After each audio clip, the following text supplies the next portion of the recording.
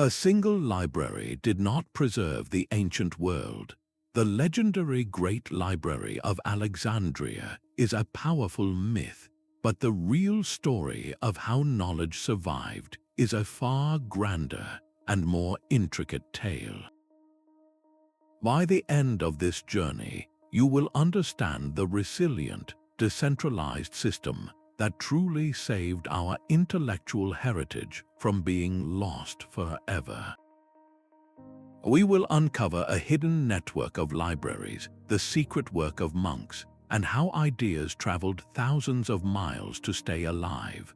What does it truly take to keep an idea safe for 1,000 years? The idea of a single library holding all the world's knowledge is a powerful dream. We envision the Great Library of Alexandria as a vast, silent hall, shelves stretching into infinity, containing every book ever written. This universal archive, a beacon of learning, was then tragically wiped out in a single, fiery cataclysm. It is a story of glorious rise and tragic fall that has captivated us for centuries, but this powerful narrative is, in many ways, a myth. Modern historians now see a different picture emerging. The library was almost certainly not a public institution open to all, nor was its goal to collect one copy of every scroll on Earth.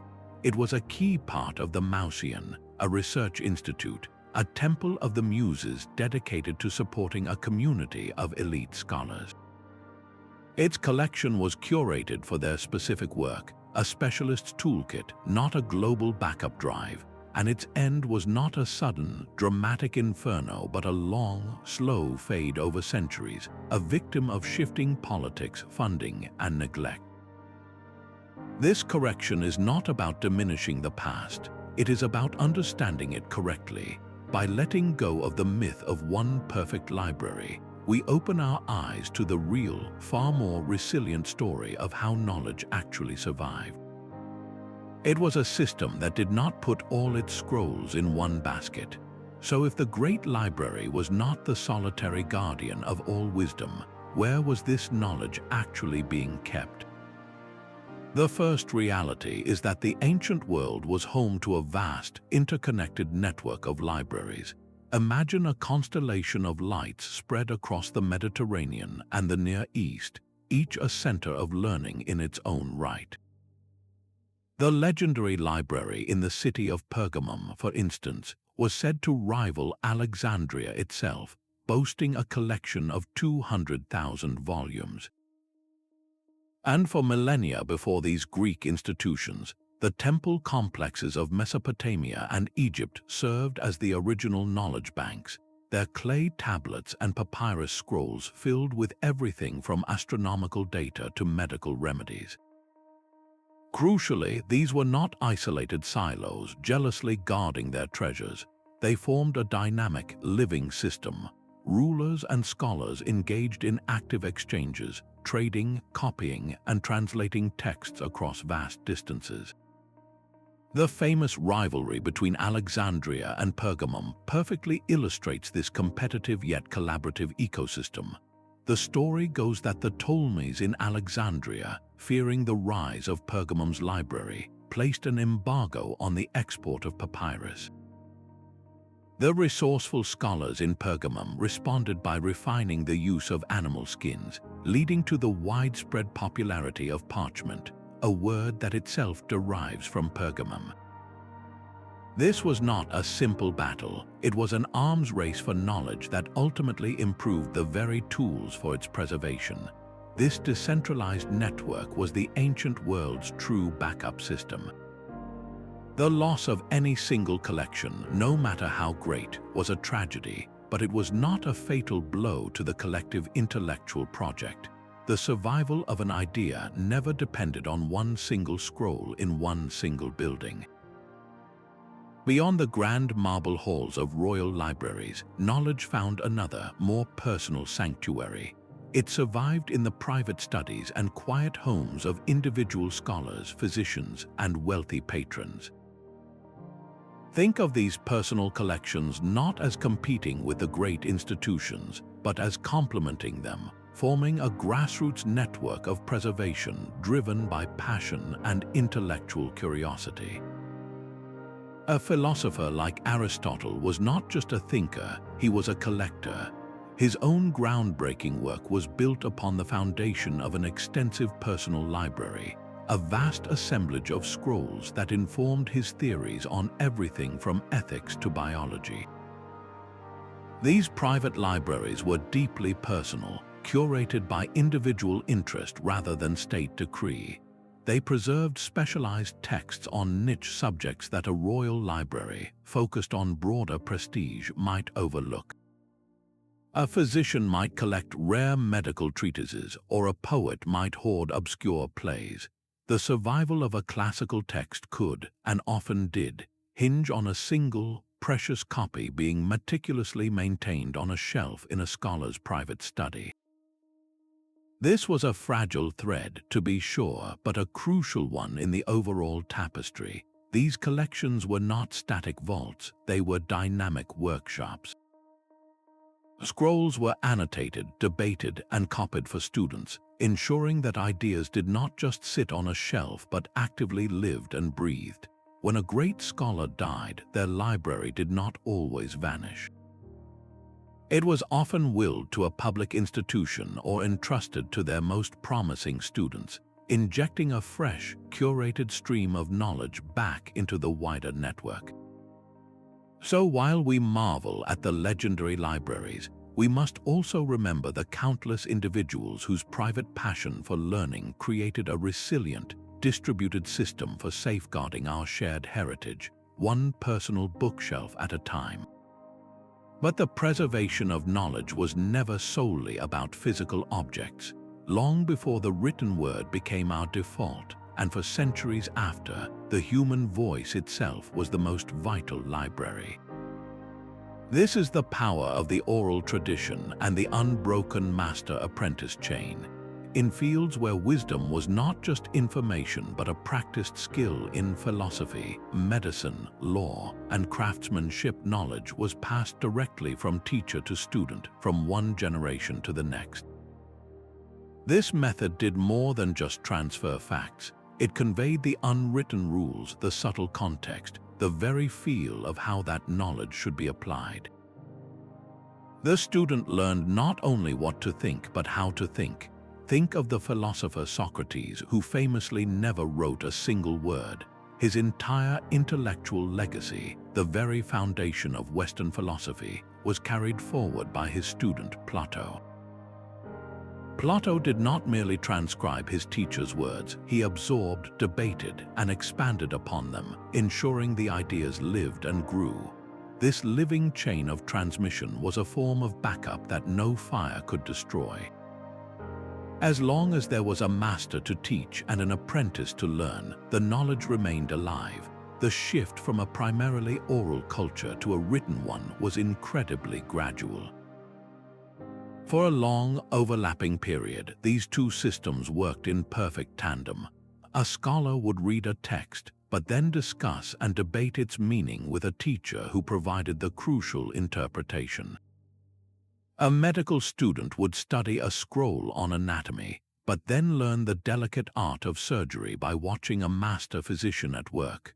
The written word stored the data, but the oral tradition gave it life, meaning, and practical force.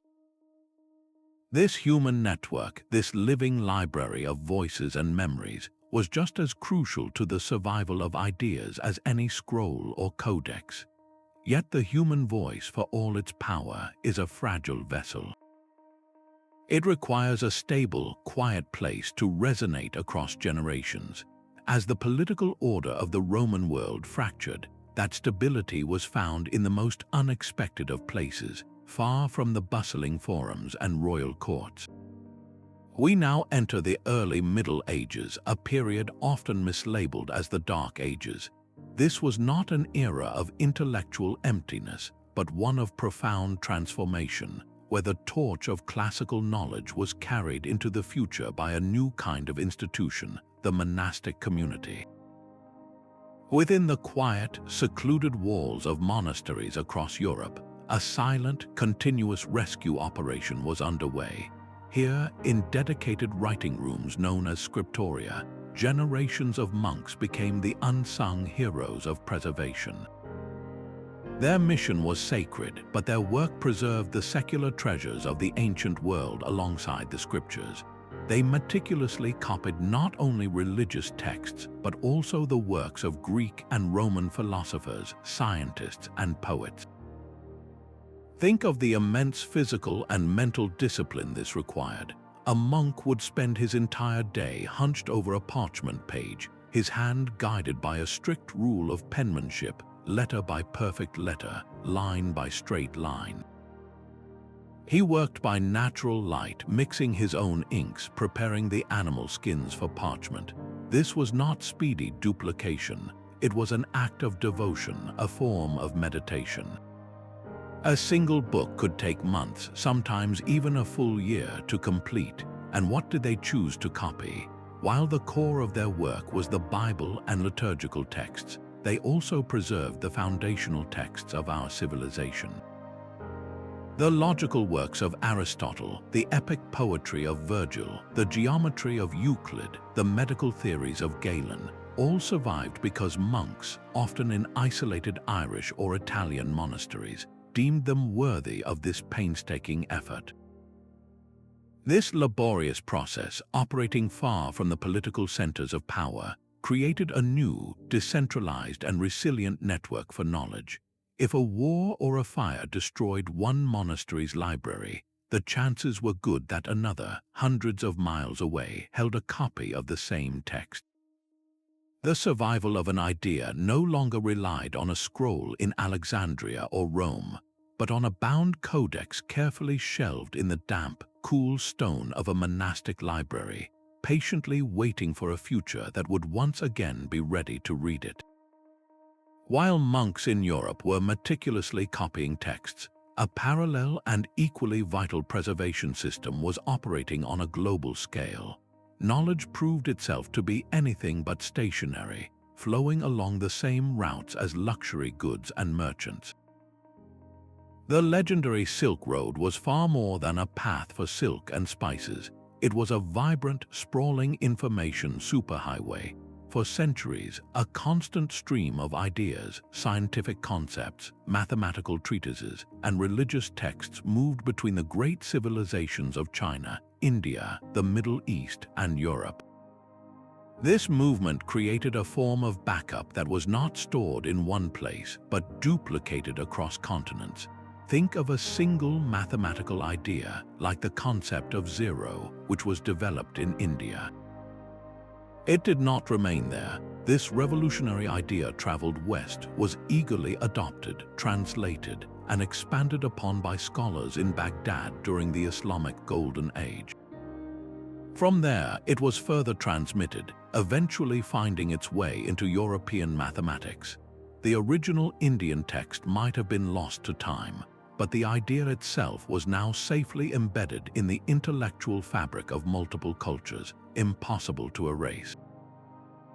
This constant cross-pollination meant that knowledge was never dependent on a single language or a single library's survival. A medical text written in Greek might be lost in a fire in Constantinople, but its Arabic translation could be sitting safely in a library in Cordoba, Spain. A Chinese treatise on astronomy could be studied and debated in Persia.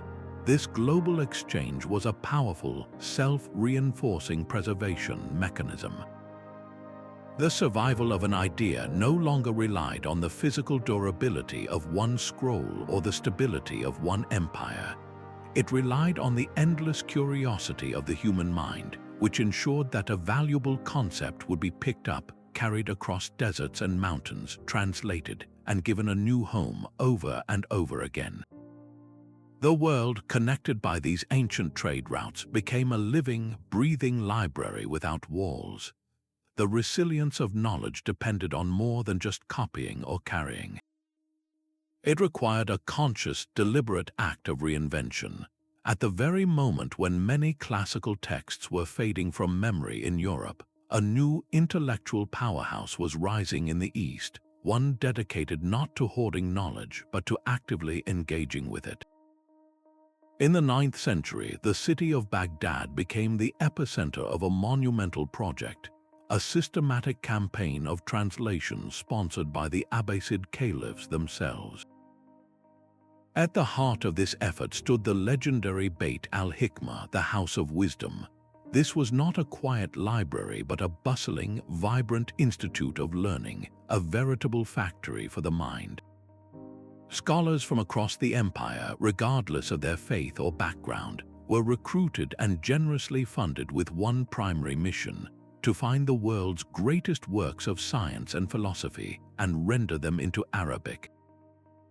They sent emissaries far and wide, acquiring precious Greek manuscripts from the Byzantine Empire, mathematical texts from India, and ancient Persian astronomical tables. But here is the crucial distinction: they were not simply archivists creating perfect replicas. They were active participants in a grand conversation with the past.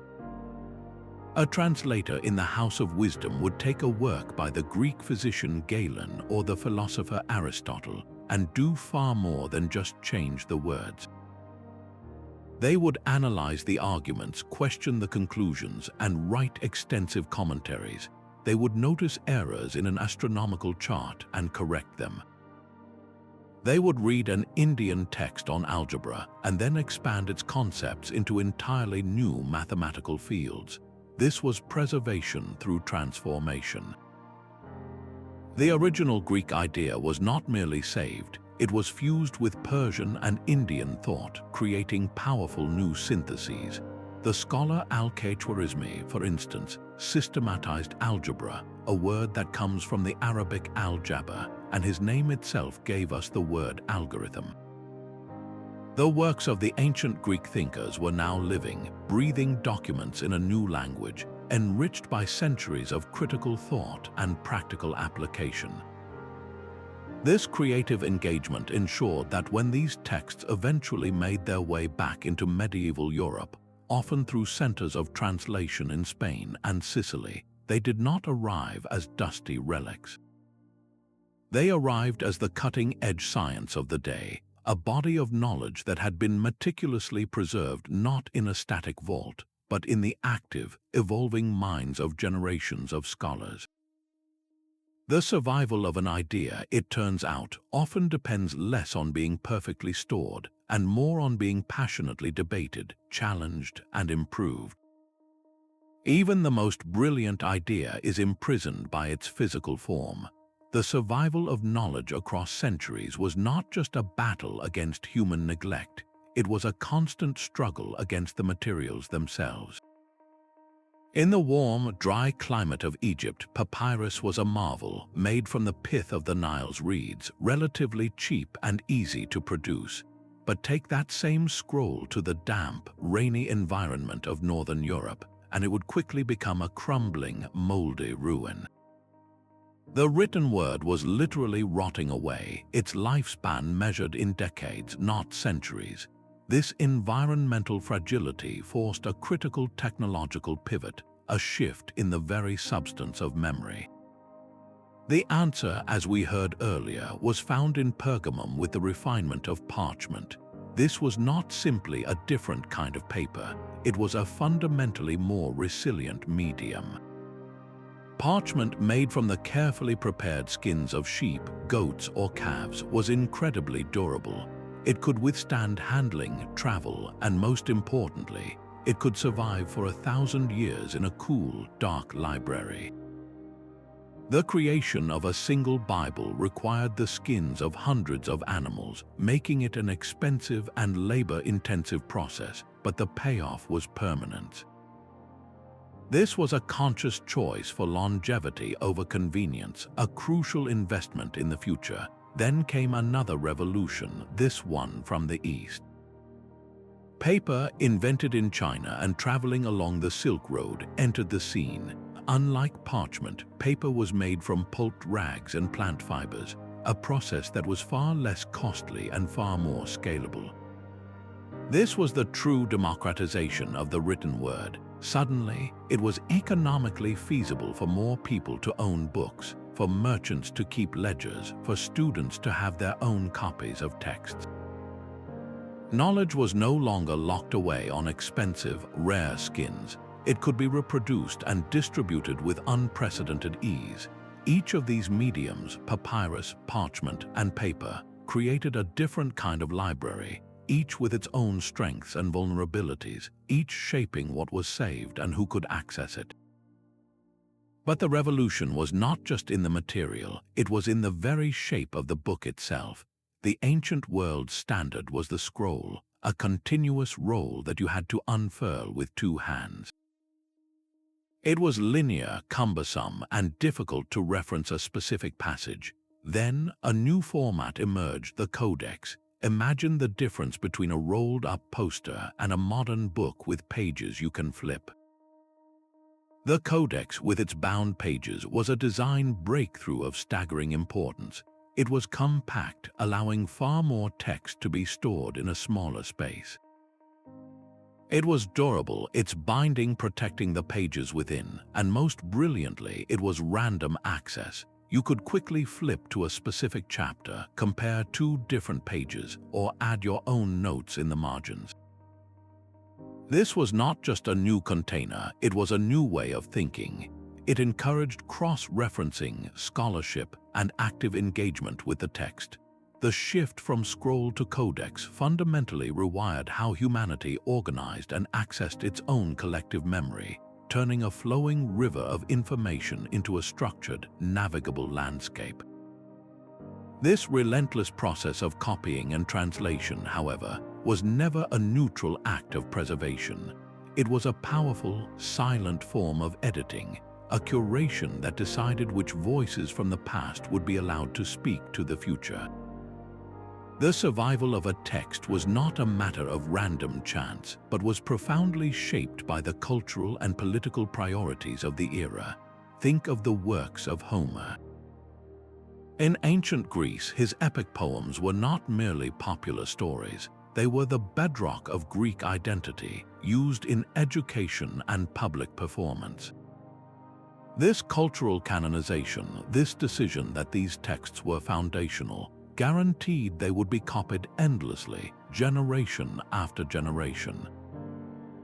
The same process happened with Roman law, where the legal codes of emperors like Justinian were systematically compiled and declared authoritative, ensuring their survival while countless other legal opinions faded into oblivion.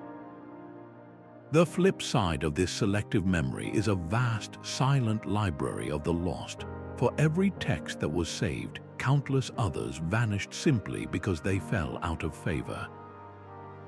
A philosophical treatise that challenged the dominant school of thought, a scientific manuscript that proposed a theory too radical for its time, or a poetic work that was deemed politically inconvenient, all faced the quiet death of neglect.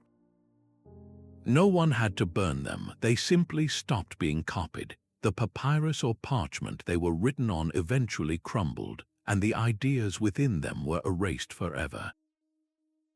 This is the sobering truth. The story of how knowledge survived is inextricably linked to a story of profound loss.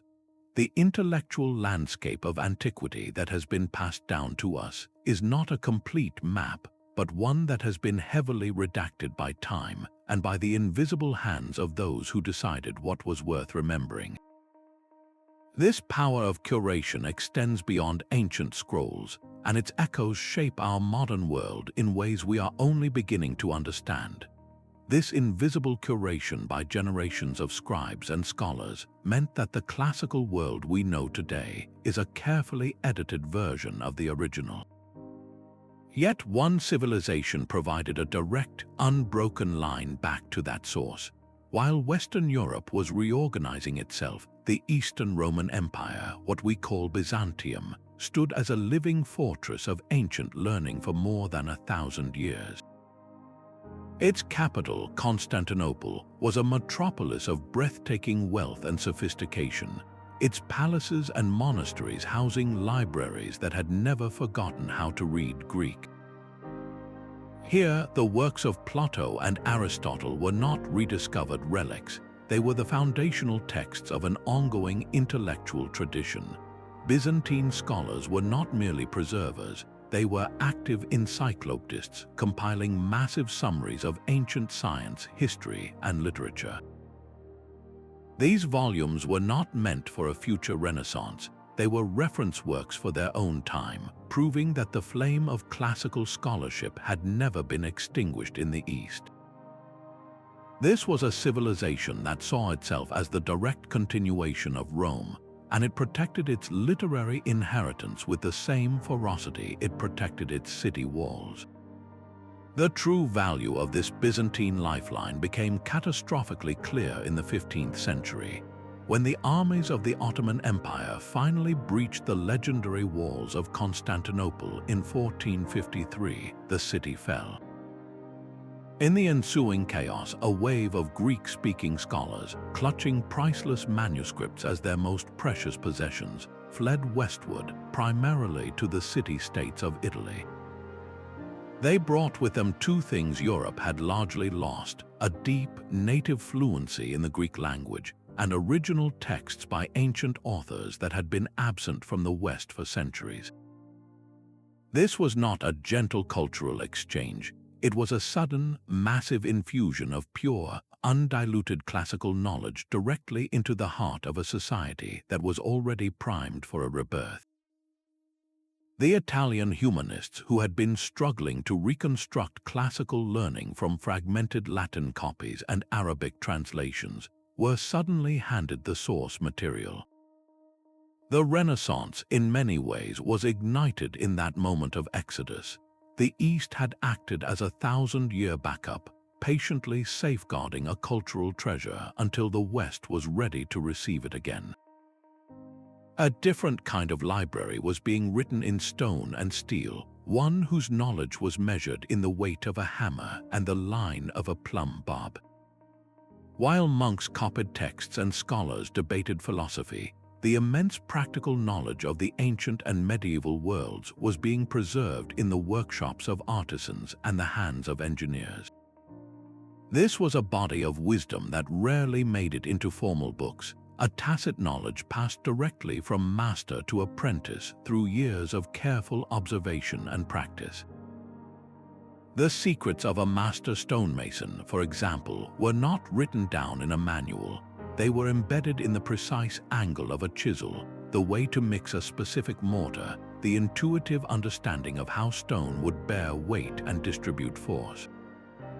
This knowledge was a closely guarded trade secret, the intellectual property of guilds that ensured the survival of their craft across generations.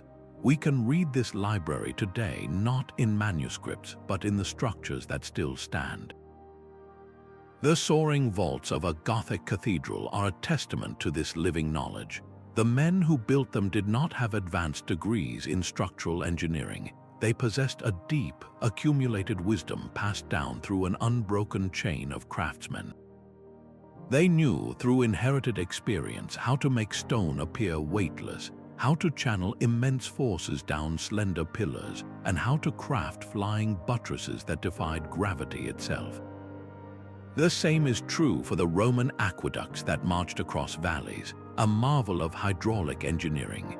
The precise slope needed to keep water moving steadily for miles, the formula for a waterproof concrete that would harden underwater, the techniques for constructing massive arches. All of this was practical knowledge preserved and refined by the engineers and builders of the Roman core.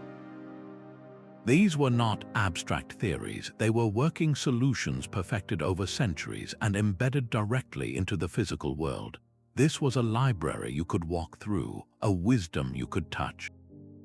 It reminds us that the survival of knowledge is not solely the story of preserving words on a page, but also of keeping alive the irreplaceable skills of the human hand, a silent, enduring testament to the genius of practical minds. The very structure of ancient knowledge made it resilient. It was never a single, monolithic library waiting to be lost, but a vast collection of specialized archives, each dedicated to its own domain of expertise. Medical wisdom, for instance, was not found in a general library. It was curated and practiced within the sacred confines of the Asclepiae, the healing temples dedicated to the god Asclepius. Here, priest-physicians maintained detailed records of symptoms, treatments, and dream interpretations, creating a living body of therapeutic knowledge passed down through generations of initiates. At the same time, practical medicine thrived within private families, where a father would teach his son the art of healing, preserving a distinct, hands-on tradition of care. This pattern repeated itself across every field. The intricate body of Roman law did not reside in one place. It was the guarded domain of jurists, legal experts whose private libraries and brilliant minds held the collective wisdom of centuries of jurisprudence. Copies of laws and legal opinions were also stored in the archives of the Roman Senate, creating another, separate node for this critical social knowledge. Look even further back to the priestly astronomers of Babylon. For generations, they meticulously recorded the movements of planets and stars on clay tablets, building an unparalleled database of celestial observations. This was not public information, it was a specialized skill set, a form of power held by a specific caste. This profound fragmentation was paradoxically the system's greatest strength. A fire that destroyed a medical library in one city would not erase the legal knowledge held by jurists in another. The sacking of a temple in Babylon might scatter the astronomers, but the physicians in a Greek Asclepian would remain untouched. Expertise was distributed geographically and socially, creating a network with built-in redundancy. The loss of any single center was a tragedy, but it was never an apocalypse for an entire discipline. Knowledge survived because it was woven into the very fabric of society, held in countless different hands, each group acting as a dedicated guardian for its own precious piece of the human puzzle. The original text was often a seed planted within the soil of a later scholar's mind.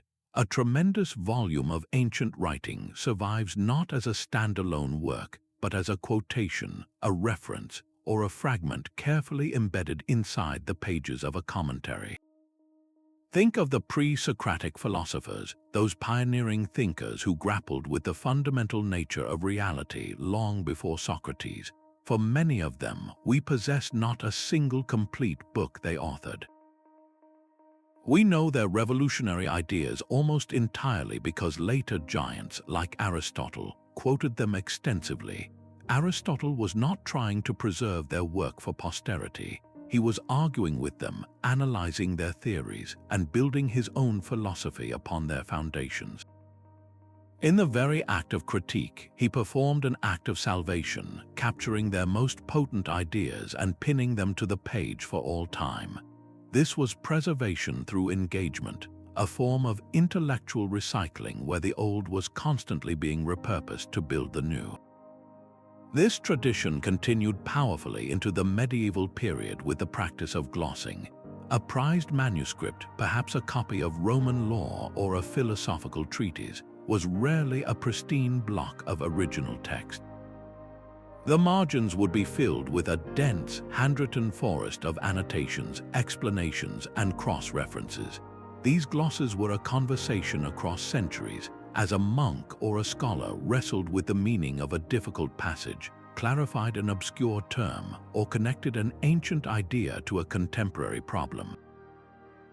This was not vandalism, it was a vital scholarly practice. The gloss became part of the text's own life, a living layer of interpretation that traveled with the original words. This system created a powerful safety net for knowledge. Even if the original, complete work was lost to fire, decay, or neglect, its most crucial arguments and concepts could live on, distilled and summarized within the margins of another, more popular book. The original author's voice was not lost, it was harmonized into a chorus of later thinkers, ensuring its core melody would continue to be heard. The survival of an idea, it turns out, could depend as much on someone else's need to explain it as on the durability of the papyrus it was first written on. This geographic dispersal was the ancient world's ultimate insurance policy. No single city, no matter how magnificent its library, was ever the sole guardian of a civilization's wisdom. The light of learning did not burn in Alexandria alone.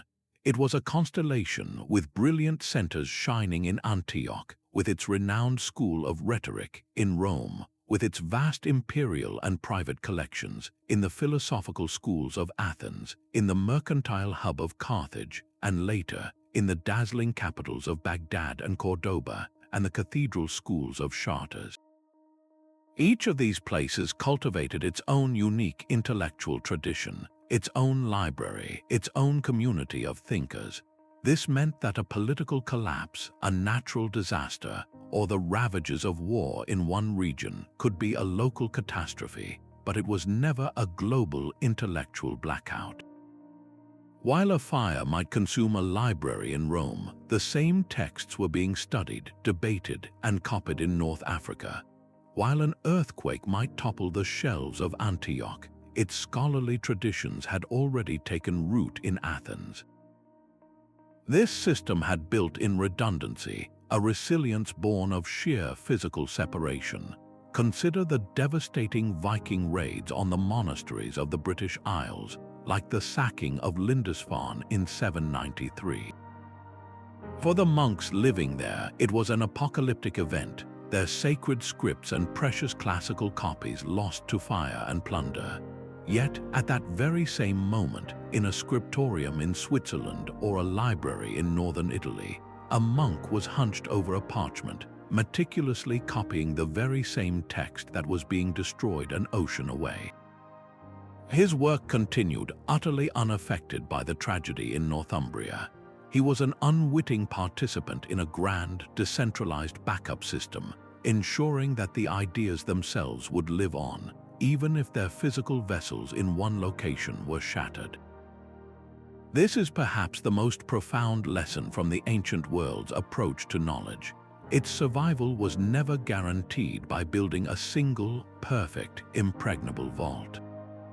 It was secured by spreading the risk, by planting the same intellectual seeds in a dozen different soils, so that even if some gardens were trampled, others would inevitably flourish. The silent work of preservation required a constant, quiet flow of money. Ideas themselves might be priceless, but the papyrus, the ink, the scribe's daily bread, and the very roof over the library all had a very real cost. This economic reality, the simple question of who paid for knowledge, became a powerful, invisible force shaping the intellectual legacy that would survive the centuries. Think of the legendary rulers of Alexandria, the Ptolemies. Their patronage of the Mausoleum and its library was not pure philanthropy. It was a strategic investment in prestige and power. By funding the greatest collection of scholarly works and attracting the brightest minds of the age, they were burnishing their own reputation, demonstrating that their capital was the undisputed center of the civilized world. This royal sponsorship created a protected environment where knowledge could be curated and copied on a massive scale, insulated from the immediate pressures of the market. Centuries later, the Abbasid caliphs in Baghdad operated on the same grand principle, pouring vast resources into the House of Wisdom to fuel their translation movement, seeing the accumulation of global knowledge as a cornerstone of their imperial identity.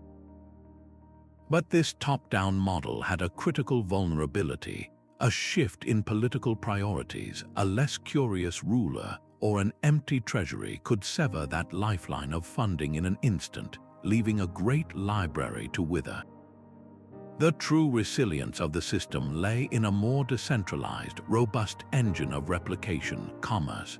In the Roman world, a bustling, sophisticated book trade flourished. Booksellers employed teams of literate slaves as copyists, producing standard editions of everything from Virgil's poetry to legal manuals for a growing market of educated citizens. This was preservation driven by popular demand. A play by Seneca or a history by Livy was not saved because a king decreed it, but because enough people were willing to pay to read it. This commercial replication acted as a powerful, organic selection process. A popular text would be copied again and again, its numbers multiplying across the empire, each new copy another thread in a safety net. The economics were brutally simple. A text that sold survived. A text that did not sell faced a much higher risk of vanishing when its few copies decayed. This meant that the survival of an idea was often tied to its market appeal, to its ability to resonate with a paying audience. The quiet, specialized treatise on a narrow philosophical point, no matter how brilliant, stood little chance against the blockbuster epic or the practical guide to farming. The intellectual landscape we inherited was not shaped by chance alone, but by the invisible hand of the ancient marketplace, a force that decided which voices from the past would be amplified through the ages and which would fade into an unaffordable silence. Some forms of knowledge carried their own protective shield, a self-preserving quality rooted in logic and verifiable truth. Mathematical and astronomical data possessed an inherent durability that a philosophical text or a political history simply did not. Their power lay in their abstract nature and their basis in observable, repeatable reality. A geometrical proof, once correctly demonstrated, was unassailable. It did not depend on the authority of the king who commissioned it or the popularity of the philosopher who wrote it. Its truth was universal and self-evident, making it a prime candidate for flawless transmission across cultures and centuries. The foundational work of Euclid, his Elements, is a perfect example of this phenomenon. Its step-by-step logical structure, building from simple axioms to complex proofs, created a self-contained system of thought. A translator in Baghdad or a scholar in medieval Paris did not need to interpret Euclid's cultural context or agree with his personal beliefs. They only needed to follow the chain of logic. Because the proofs worked and could be independently verified by anyone with the skill, the text was copied with astonishing fidelity. It was not just preserved, it was actively used as a working tool, a textbook that remained in continuous use for over 2,000 years. Its survival was guaranteed by its own utility and its undeniable correctness. This was knowledge that defended itself. This same resilience applied to the meticulous records of the heavens. For centuries, the priest astronomers of Babylon tracked the movements of planets and stars, inscribing their observations on durable clay tablets. This was not theoretical speculation. It was a long-term data set of immense practical value, used for creating calendars and predicting celestial events. When this raw data was encountered by Greek astronomers like Hipparchus, they recognized its worth immediately. They did not discard it as the work of a foreign culture. They absorbed it, analyzed it, and built their own more sophisticated models upon its foundation. This data pipeline did not end there. Centuries later, Islamic scholars in the House of Wisdom acquired these same Greek texts, which now contained the refined Babylonian observations. They, in turn, checked the data against their own nightly watches, corrected errors, and expanded the tables further. This accumulated celestial knowledge then traveled to Europe, where it informed the revolutionary work of figures like Copernicus. The original Babylonian clay tablet might have crumbled to dust, but the precise observation it held, the position of Saturn on a specific night in 400 BC, lived on, embedded within a Greek manuscript, then an Arabic treatise, and finally a Latin scientific volume. The information itself was immortal, migrating from one medium to the next, from one civilization to another, because it was simply, verifiably true.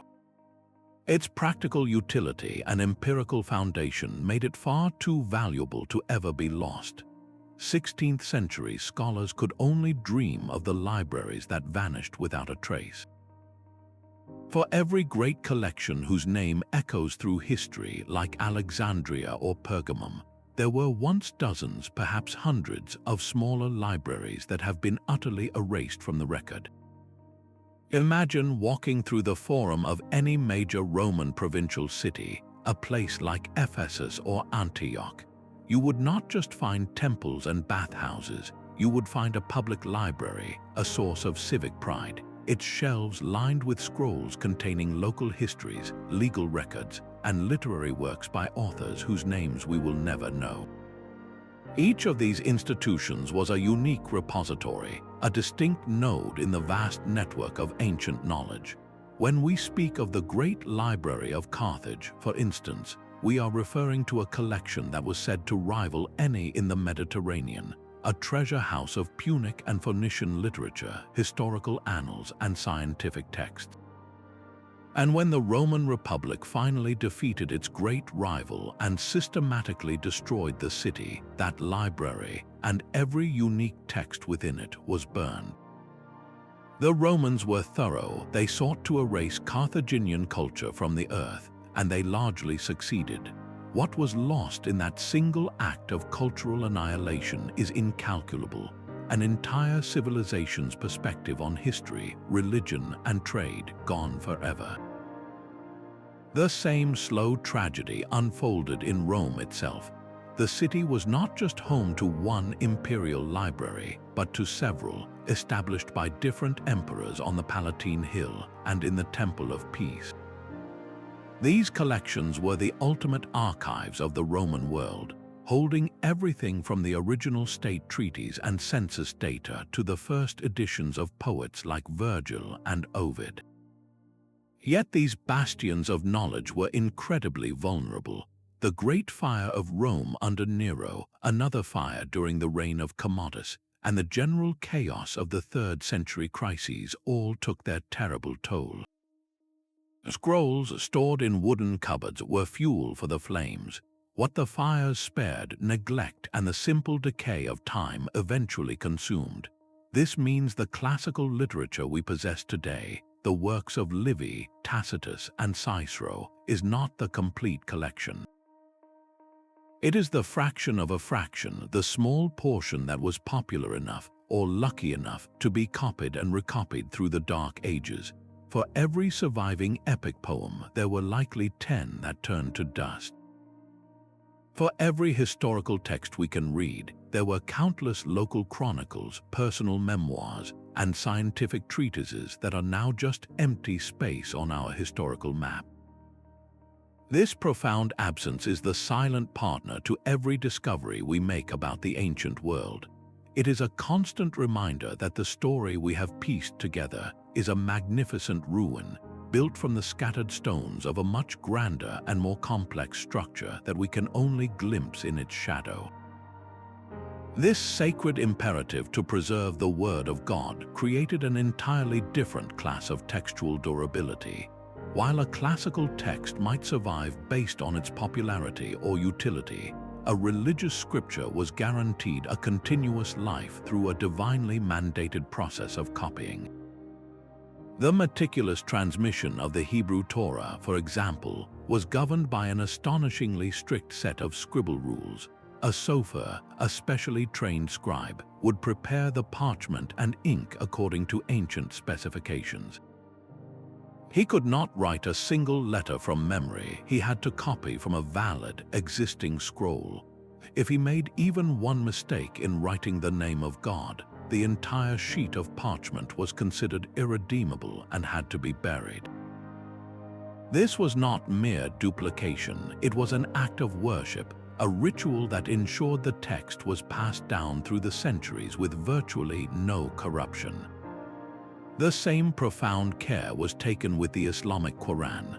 From its earliest compilation, the oral recitation, or qira'at, was preserved alongside the written text, creating a dual-layered system of verification. The creation of a Quranic manuscript was a holy undertaking, often involving the most beautiful calligraphy and illumination, turning the book itself into a sacred object. This devotional framework meant that the survival of these core texts was never left to chance or market forces. It was a central, non-negotiable duty of the faith community itself. This drive extended far beyond the primary scripture. A vast ecosystem of supporting texts was also safeguarded. Jewish scribes and scholars preserved the Talmud, a massive compilation of rabbinic discussions and commentaries that provided the living context for the Torah. Christian monasteries, as we have seen, did not just copy the Bible. They diligently preserved the writings of the Church Fathers, theological commentaries, saints' lives, and church histories. These works were essential for understanding doctrine, for training clergy, and for maintaining the identity of the community against challenges. This created a deeply rooted, self-sustaining preservation network that often operated completely separately from the rise and fall of empires and secular libraries. Faith provided the unwavering motivation and the institutional structure to maintain these textual traditions for generation after generation, ensuring that even when the great libraries of antiquity turned to dust, the words of these sacred books would echo uninterrupted into the future. But the most resilient library of all was written not on parchment, but in stone and soil. While scribes debated the meaning of texts, a silent, parallel archive was being buried, an archive that required no copying and feared no fire. This is the non-textual record uncovered by archaeology, a vast repository of knowledge that comes to us not from the hands of scholars, but from the lives of ordinary people. Inscriptions carved into temple walls announce the laws of kings. Broken pottery shards called ostraca served as the notepaper of the ancient world, recording everything from tax receipts to personal letters. The very coins in a merchant's purse tell a story of shifting economies and imperial propaganda through their images and inscriptions. And the foundational stones of a city, its sewer lines and roadways, reveal a sophisticated understanding of engineering and urban planning. The ruins of Pompeii offer the most stunning example of this. When Mount Vesuvius erupted, it did not preserve a library of curated scrolls. It preserved a snapshot of an entire society frozen in a single, terrible moment. We can walk through its bakeries, its taverns, and its homes, seeing the carbonized loaves of bread, the political graffiti scrawled on walls, and the intricate mosaics that decorated the floors of the wealthy. This is knowledge that feels immediate and tangible. This archaeological record acts as a crucial check on the written one. It can corroborate a historian's claim, such as confirming the existence of a specific official named in a text. More powerfully, it can contradict the grand narratives written by the victors, offering a more democratic view of the past. The written histories of Rome were composed by and for the elite, often ignoring the daily realities of the vast majority of its citizens, the slaves, the shopkeepers, the soldiers. Their story is told not in scrolls but in the humble graves they were buried in, the simple tools they used, and the layout of their cramped apartment buildings. This is a library open to everyone, a testament written not by a chosen few, but by the accumulated debris of human existence, waiting centuries for us to learn how to read it again. The idea of a single, fiery cataclysm that erased the Great Library of Alexandria in one terrible night is a compelling story, but it is a dramatic fiction. The historical reality is far less cinematic and far more revealing. The library did not vanish in a blaze of glory, but succumbed to a slow, grinding decline over centuries. It suffered multiple smaller fires, the first likely during Julius Caesar's civil war, which may have damaged a storage depot. It endured periods of political neglect, where funding for scholars and acquisitions dried up. Its slow fade was a story of bureaucratic entropy, a gradual loss of relevance in a changing world, not a sudden, violent death. This pattern is the true enemy of preservation, not a lone villain with a torch. The slow, unrelenting pressure of decay is a force more insidious than any single fire. For every heroic act of copying a text from a crumbling scroll, there were 1,000 quiet moments where a text was simply not recopied, left to rot in a corner because it was no longer in fashion, or because the budget for scribes had been cut. The real story of how knowledge survives is this continuous, unglamorous struggle against the tide of time itself. It is a story of patient, anonymous labor in the face of gradual loss, a much less dramatic but infinitely more human and truthful account of our past. Centuries after many classical texts had faded from Western European memory, a powerful movement began to stir. The European Renaissance was not the invention of new worlds of thought from nothing. It was a monumental act of rediscovery, a conscious and deliberate effort to reclaim a lost intellectual inheritance. For generations, the foundational works of Greek science, philosophy, and literature had been kept alive, not in Paris or Rome, but in the libraries of Constantinople and the scholarly centers of the Islamic world. Now, a new breed of European humanists, driven by a burning curiosity, went searching for them. They became textual detectives, scouring monastic libraries across Europe for overlooked manuscripts and actively seeking out scholars who could bring them the treasures of the East. The real work happened in the translation centers of places like Florence and Venice. Here, a scholar would have before him a Greek text of Plato's dialogues, perhaps a copy saved by a Byzantine scholar fleeing the fall of Constantinople, and beside it, an Arabic commentary on the same work from a library in Cordoba. His task was to synthesize, to translate, and to integrate this flood of returning knowledge back into the Latin mainstream of European thought. This was not a passive reception of dusty old books. It was an active, effortful process of cultural reinvigoration. The very act of translation forced a deep engagement, a wrestling with concepts that had been absent for centuries. Think of the shock wave that passed through Europe when the full, untranslated works of Archimedes on mathematics and engineering were finally recovered, or when the complete political histories of Tacitus resurfaced, offering new, raw models of power and statecraft. This underscores a profound truth about how knowledge survives across the ages. Preservation is not merely a matter of safe storage. It is a cycle that requires a later generation to actively recognize the value of what was saved, to seek it out from its hiding places, and to have the courage to breathe new life into old ideas. A text can sit on a shelf for 1,000 years, but it only truly lives again when someone is there, ready to read it with fresh eyes and understand its power. This fragile network of libraries and scribes faced a relentless, invisible enemy, the fundamental limitations of their own information technology. Every stage in the life of an ancient book was a potential point of failure. To create a single copy of a text required a staggering investment of time, labor, and material wealth.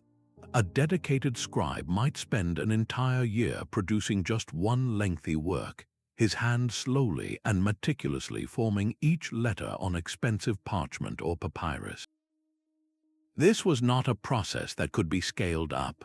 The total number of copies of any given work in circulation was minuscule, perhaps only a few dozen for a popular text and just one or two for a more obscure treatise. This scarcity created an existential fragility. The survival of an idea hinged on the physical durability of a handful of objects scattered across a continent. And those objects were incredibly vulnerable. They were stored in wooden cabinets or on stone shelves, completely exposed to the constant threats of their environment. A single spark from an oil lamp could reduce a year's labor to ashes in minutes. A leaking roof during a storm could turn a priceless scroll into an illegible, moldy lump. Insects, particularly bookworms, would literally devour the words from the page, boring tiny tunnels through the accumulated wisdom of centuries. Beyond these environmental dangers was the ever-present risk of human conflict. A library was a potent symbol of a culture's prestige, making it a prime target for an invading army seeking to erase a conquered people's identity. The deliberate destruction of a library was a form of cultural annihilation. Given these overwhelming odds, the default state for any piece of ancient writing was eventual loss. Decay was the norm, oblivion was the expected outcome. This context transforms the story of survival. Every classical text we can read today is not just a relic, it is a statistical anomaly. It is the one copy that, against all probability, escaped the fire, avoided the flood, survived the war, and was deemed important enough, generation after generation, to be worth the immense cost and effort of recopying. The survival of a single play by Sophocles or a philosophical dialogue by Plato represents a centuries-long chain of human dedication, a fragile flame of knowledge passed from one careful hand to the next, defying a world that seemed determined to extinguish it. Our current digital world is repeating this ancient story of preservation, just with a new vocabulary. The sprawling, interconnected network of libraries and scriptoria has its direct counterpart in the architecture of the Internet itself. Think of those ancient centers of learning in Pergamum, Baghdad, and monastic Europe. Today, they are the countless data centers and cloud servers scattered across the globe, each holding fragments of our collective digital knowledge.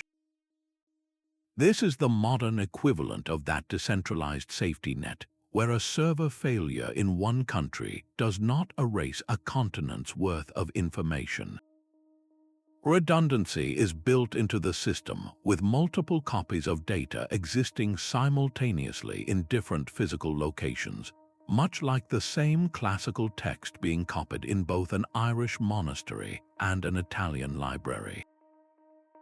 The format, too, has evolved from parchment and paper to diverse digital file types, each with its own strengths and vulnerabilities, ensuring that knowledge is not locked into a single, perishable medium. The core principle, however, remains unchanged from antiquity. The survival of information still depends on not putting all of our eggs in one basket. The romantic but flawed ideal of the single, universal library of Alexandria finds its dangerous parallel in our own time. It is the equivalent of storing your entire life's work, all your photos, and every important document on a single laptop or one external hard drive. The risks are just as catastrophic as they were 2,000 years ago. A single hardware failure, a devastating fire, or a simple act of theft can wipe out that concentrated repository in an instant, a digital echo of the lost libraries of Carthage or Rome. The lessons carved out over centuries of intellectual history are now more relevant than ever. Decentralization is our distributed network of servers. Redundancy is our system of cloud backups and multiple archives. The use of multiple formats is our migration from obsolete file types to new, open standards. We are grappling with the same fundamental challenge our ancestors faced: how to build a system robust enough to carry our most valuable ideas safely into a future we cannot yet see. The fragile scrolls have been replaced by fragile hard drives, but the human imperative to defy oblivion remains exactly the same. This staggering loss forces us to confront the silence of the gaps.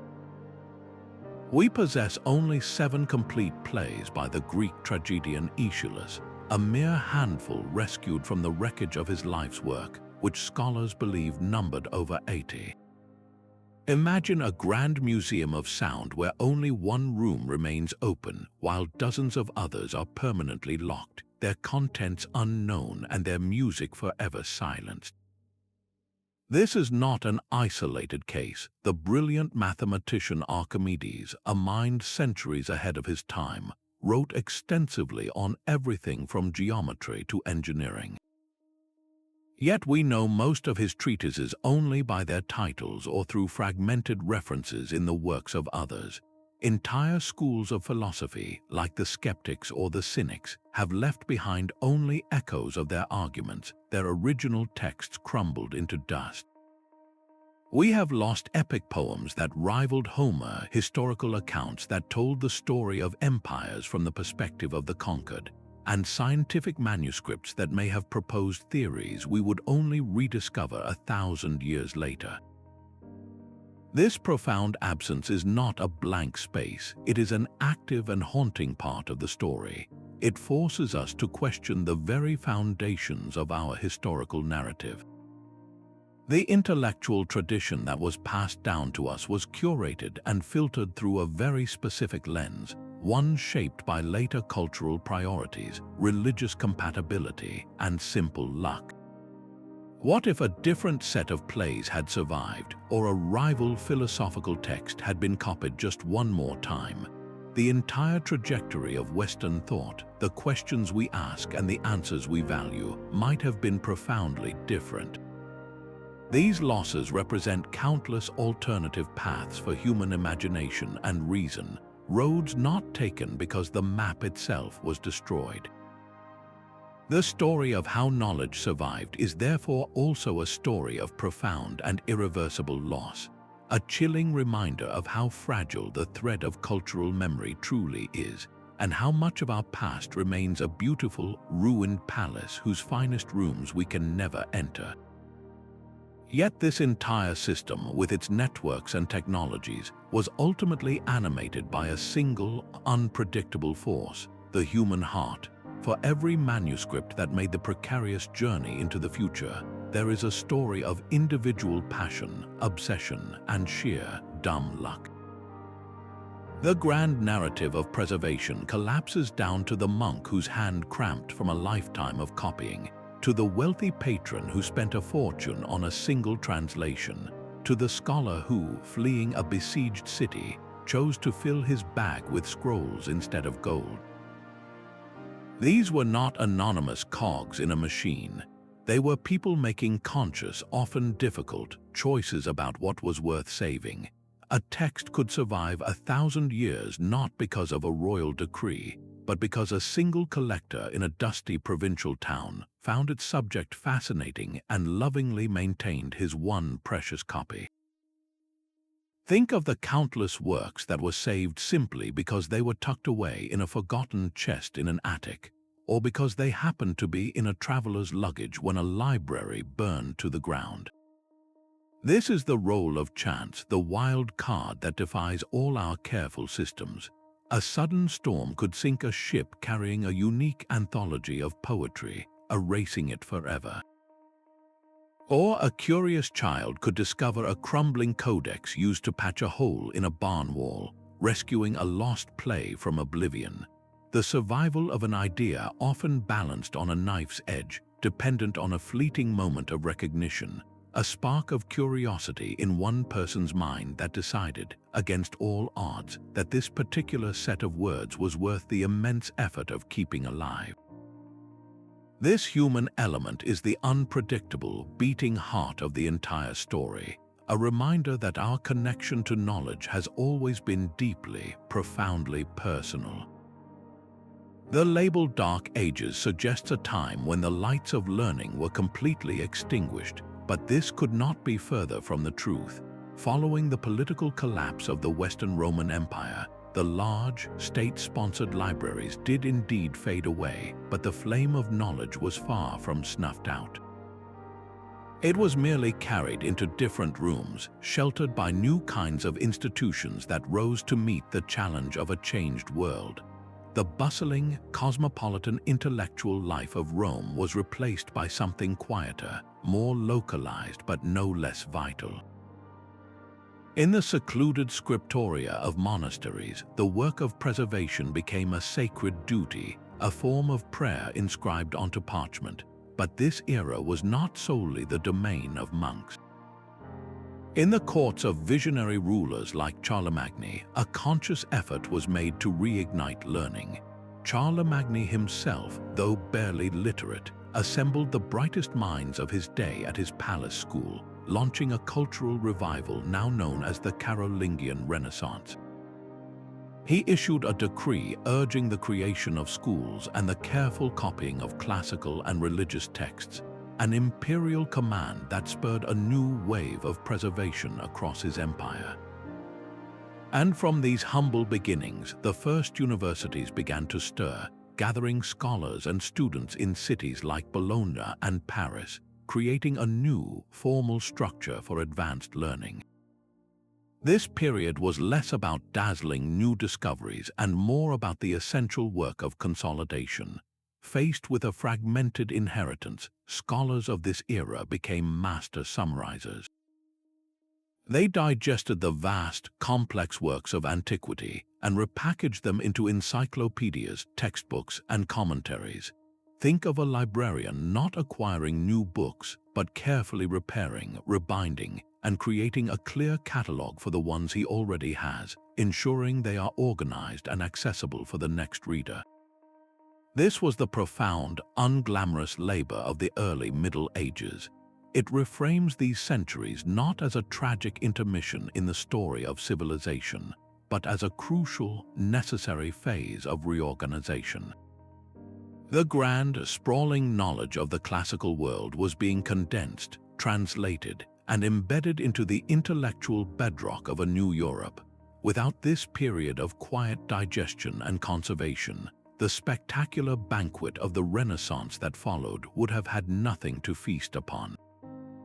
This decentralized tapestry, woven from countless threads, reveals a profound truth about resilience. No single point of failure could destroy it because the system itself was designed around the inevitability of loss. The royal library in Alexandria might fade, but the same texts were being studied in a private villa in Rome. A war could disrupt the Silk Road, but the ideas it carried were already being translated in a Baghdad workshop. A monastery library might be sacked by raiders, but a copy of its most precious manuscript was being meticulously lettered by a monk in a distant mountain abbey. This was not a planned global strategy, but an organic, emergent property of human curiosity itself. The desire to know, to learn, and to build upon the past created a million redundant connections, a safety net so vast and interwoven that it could not be cut by any one sword or consumed by any one fire. The system's great strength was its beautiful, chaotic imperfection. It was not curated by one committee with one set of priorities. A Byzantine scholar valued the precise Greek of Aristotle. An Islamic philosopher valued his logical frameworks, and a medieval monk might value his work as a foundation for theology. Each saw something different and vital in the same text, and each, for their own reasons, ensured it was copied and passed on. This multifaceted engagement meant that knowledge was not merely stored, it was constantly being reinterpreted, its meaning enriched as it traveled through different cultures and languages. The myth of the one perfect library is alluring because it is simple. It offers a clean narrative of rise and fall, but the real story is far grander. It is the story of the entire ancient and medieval world collaborating, often unknowingly, across 1,000 years in a single, continuous project, the project of saving our collective mind. The tapestry they wove, with all its holes and loose threads, was not a flawed copy of a perfect original. It was and remains the only thing that could have possibly worked. So the myth of a single library holding all the world's wisdom was never the truth. The real story is one of a sprawling, resilient network, a system built not on the strength of one institution but on the collective effort of many. It was a story of networks, not solitary nodes, a tale of profound resilience rather than tragic fragility. The magnificent library in Alexandria was a brilliant star in this constellation, but it was never the entire sky. The true heroes of this epic were the distributed and often humble systems, the endless chain of human hands that passed the torch of knowledge from one generation to the next, across continents and through centuries. This journey through the real history of preservation offers us a powerful lesson. It reminds us of the enduring strength found in collective effort and underscores the vital importance of building robust, diverse systems for safeguarding what we truly value. If this exploration into how ideas defied oblivion has captured your curiosity, I would love to hear your thoughts in the comments. And for more deep dives into the hidden stories of our past, be sure to subscribe.